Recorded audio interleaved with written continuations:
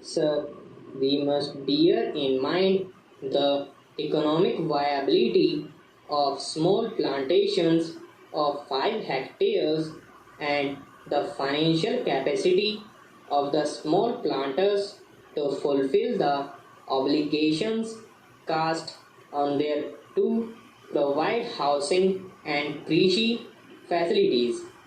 Those small planters, in some cases, are unable to provide themselves with houses and medical care as good as those intended for their workers in the bill.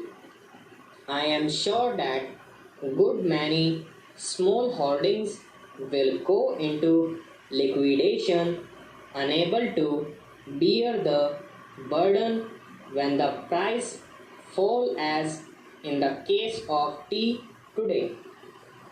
I would emphatically say that clause 13 is not only draconian but discriminatory, and it is most harsh and killing to the farming community of India whose hands feed and clothe the people poor and rich. Sir, I strongly feel that the punishment with both compulsory fine and imprisonment is too severe for violation of a welfare legislation covered by the Act. For economic reasons and financial incapacity, the debt ridden employer, particularly a smallholder, may be unable to discharge the obligations such as providing type design houses, creches, medical facilities, etc.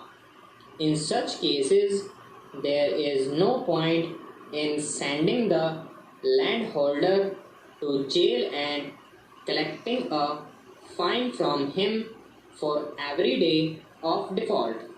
The relevant provisions in the bill are made more stringent than the Factories Act, under which, in the case of a further offence, the court is given the discretion to punish the defaulting employer, but in the proposed amendment, the word used is shall instead of may, will makes it mandatory on the court to impose imprisonment as well as fine.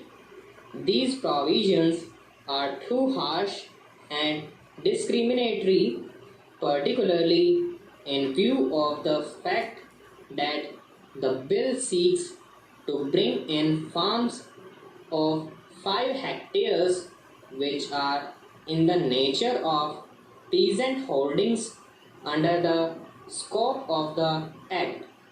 Sir, I would like to ask the government of the people, for the people, and by the people, in the name of the farmers of India, why it wants to treat a farmer as a criminal and to be imprisoned for such an offense, while it does not do so for a factory owner of a city.